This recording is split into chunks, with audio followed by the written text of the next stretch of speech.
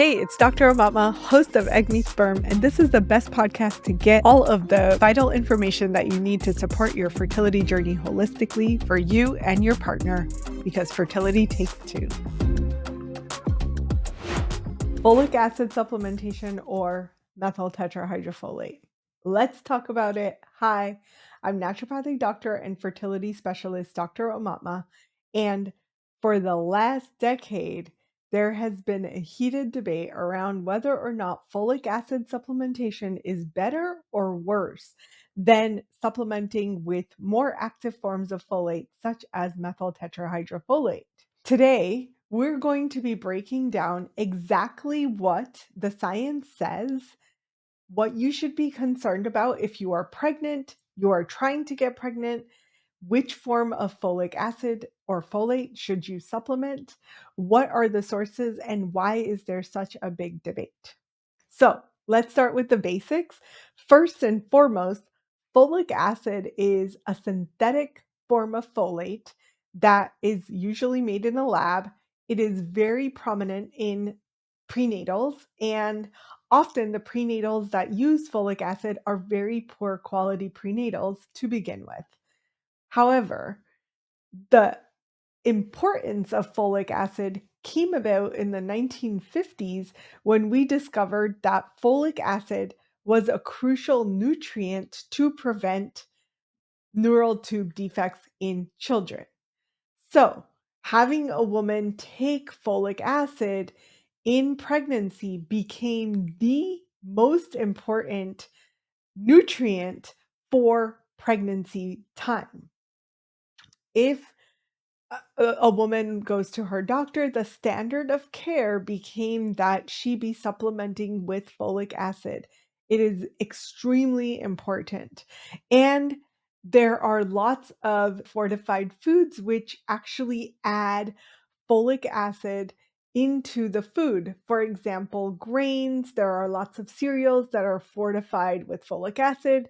There are breads that are fortified with folic acid to help prevent the potential of a pregnant woman not getting adequate amounts of folic acid and potentially having a child with a neural tube defect. We have done a really good job in educating women to take folic acid. The problem is that most of that science is extremely old, and new science has not been progressing as quickly. And of course, what is in the research takes about 20 years for an average primary care or functional medicine doctor to take and run with. So when you go to your OBGYN and they tell you to take folic acid, do they actually mean that you should take folic acid? Or could you take folate and actually get all of the benefits without the risks? So let's break down first and foremost what the pathway is for folic acid, how it gets converted, and what's happening with it. So we start with folic acid, which is again the synthetic or lab-made form of folate. There is an enzyme called DHFR that needs to convert that folic acid into the next stage, which is dihydrofolate, DHF. The problem is that sometimes this enzyme isn't working properly, or it's being challenged in the gut and cannot convert to dihydrofolate, and hence there is a large amount of UMFAs or unmetabolized folic acid in pregnant women that are supplementing with folic acid because their body is not adequately converting it to the next stage. Unfortunately, it doesn't stop there. Then the DHFR, this enzyme, again is going to convert it to the next stage, which is THF, tetrahydrofolate.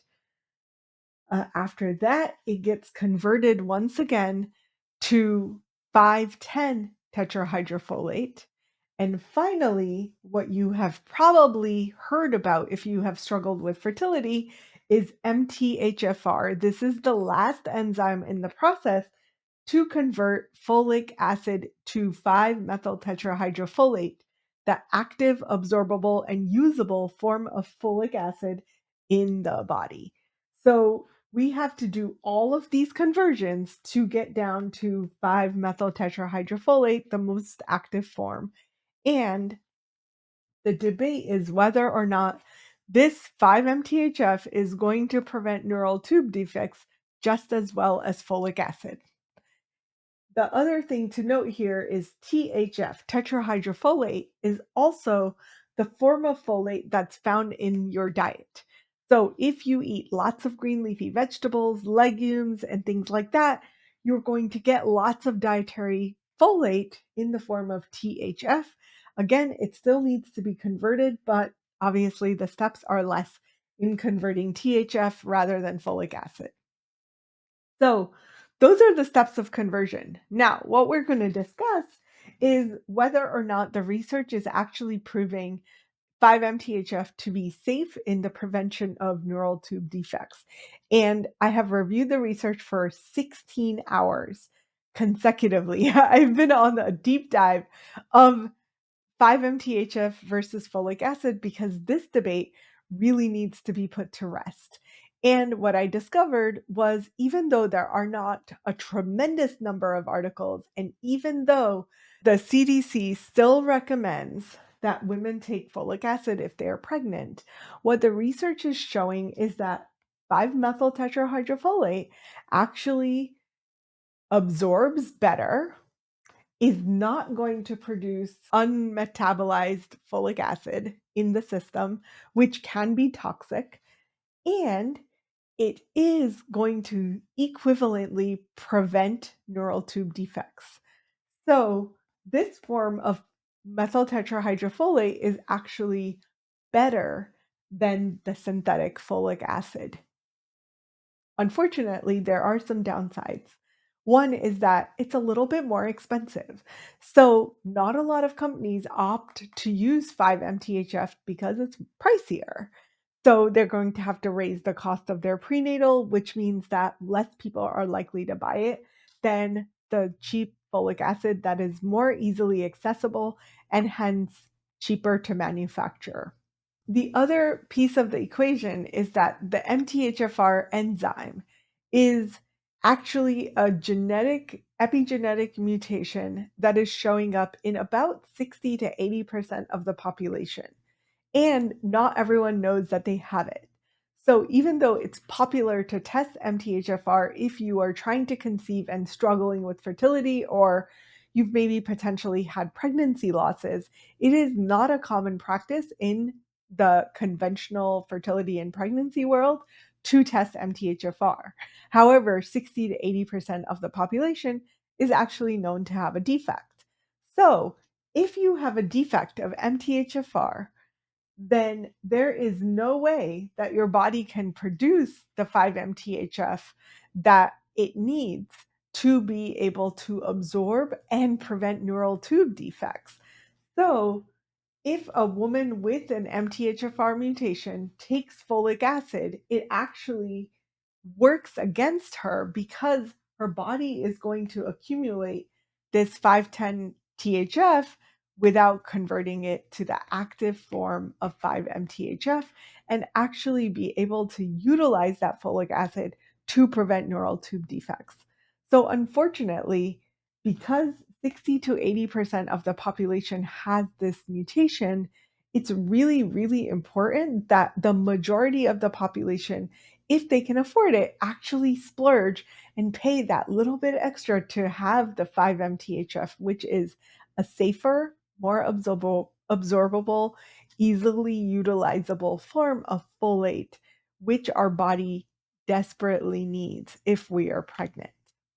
I know that some of you listening to this video are going to want to know how much folate should I be taking.